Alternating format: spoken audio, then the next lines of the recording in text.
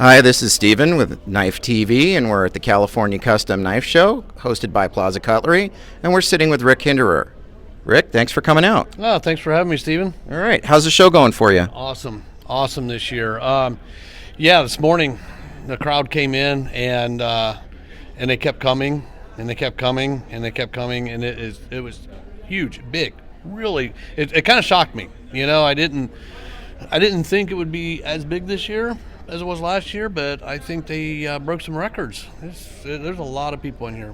Really glad to hear it. We've noticed a lot of new people that we haven't seen before. A lot of new people and very enthusiastic. They love the industry, and they're very passionate. A lot of our customers that come in today are just fired up. Excellent, glad to hear. So tell us a little bit, for those people out there that might not know the history of Rick Hinderer Knives. I know that you, when you originally started, you were making the classic handcrafted, one at a time, hard to make, hard to sell kind of knives. So how'd that start? Yeah, well, it started, if we go all the way back to about 26 years ago, when I was shoeing horses and I got bored turning horseshoes. So I thought, hey, always been a knife buff, so I thought, let's try making a knife out of a plow point. So I did that, and back then, of course, we didn't have the internet, and I had to walk uphill both ways to go to work and all that, barefoot. But anyway, and you were grateful. Yeah, very grateful. So all I had was the book David Bowe, How to Make Knives. So I started there. I just started forging, grinding, and pretty much grinding away everything I didn't think looked like a knife. It was one of the time hunting knives. I went off to the local gun show to sell them, and also my horseshoeing customers were some of my first knife customers, and they would feel sorry for me and buy my knife, and so I'd come back and shoe their horse probably. 25, 30 bucks was what I got for a skinning knife. And back then, high polished was the rage. So I did high polished blades and everything, and got more and more, met Hugh Bartrig, got more and more into forging knives, making Damascus and all that back then with a coal forge. And that kind of steered me into the art knife area. Did more Damascus, Mokame. Back in the early days, there wasn't as many people doing Damascus and Mokame and stuff. And so I did a lot of art knives, pearl, gold inlay, things like that. And I started branching out from gun shows into knife shows. And then actually one of my first California show was this show. Dan was putting it on over at this hotel that looked like a castle, and I can't remember the name of it, but it was a really weird hotel. And Lori and I came out.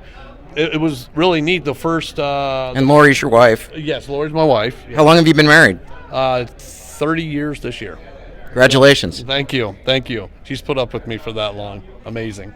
Especially knife maker. But we came out to California, my first trip to California, and we set up this show. And this young couple was set up beside me at the show, and really nice people. And they had a couple daughters that, were under the table there, and we had so much fun with them. The next year, we asked if we can get set up beside them again. And I was Ernie and Mary Emerson, and they were the first knife makers I met when I came out here. Ernie was, and we joke about it a lot. We're the old timers in business. We've been around for so long, and it's just neat where both of us come in our business. But anyway, I started, selling more knives and kind of growing within how I made a knife and how I took knives and everything. And then about 1996, 97, I joined the fire department as a volunteer firefighter. And you probably wonder what that has to do with knives. Well, when I joined the fire department, I was still making art knives. And I started, going on a lot of calls, squad calls and stuff like that, wrecks, and I started using my knife in a totally different way. And it kind of got built in me a lot of the design influences and stuff. And obviously, a Damascus art knife is maybe not what you'd want to carry on the fire department for extricating, somebody out of a car.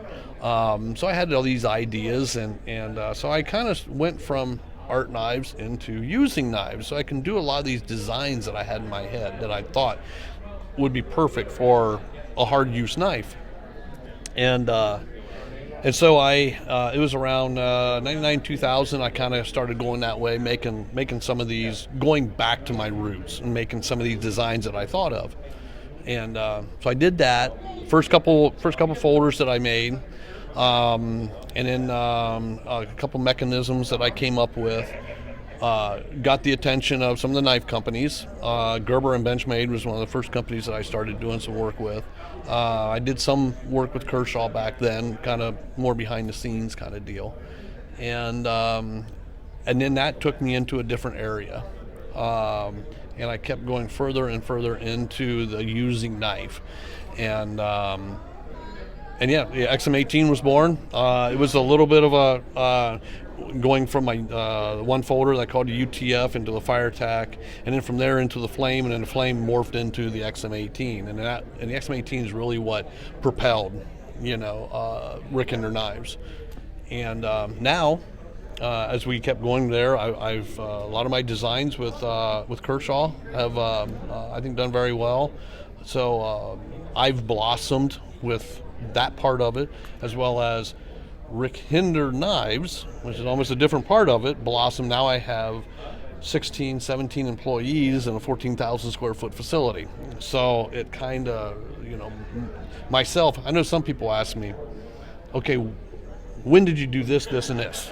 At what period? And really, it was like when I bought my first CNC machine. That kind of got me more into semi-production. And the reason I bought it wasn't, well, number one, I love machines. I'm a machine freak. It's like, oh, wow, like the new machine smells like the new car smell. So I bought this, my first machining center, and I had no idea how to run it. It was, you probably heard the joke of, you just put steel in and a knife pops out the other end. It don't work that way. And I found that out. So I got a loan for $60,000. And I put this machine in the shop, and I'm like, okay, make knives. It didn't work out too well, and the bank, they don't care. They want you to pay for the machine. So I'm like, I gotta learn how to run this thing. And so the very first thing I made on that $60,000 machine was I made a square block out of a piece of wood. And I'm like, I programmed it, and I'm like, wow, check this out. And I had to run in and get Lori. Check out what this machine did. It made a square. And she's like, that's nice. How are you going to sell square blocks of wood? And yeah. So I was like, okay, I need to make some other things so I can pay for this. So I just spent 12, 14 hours a day learning how to run it. So you learned about tooling and fixturing and programming and all the different things that go into magically making a knife out of a machine. Exactly.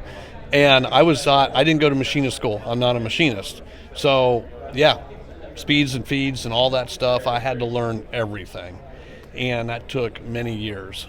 And but it was tough. But I had a ball doing it. I love this stuff. In fact, I went to a class a couple years ago for Mastercam, which is a CAD CAM software, and I told them, I said, they said, are you an employee? I said, no, I own the company, and owners don't come to classes.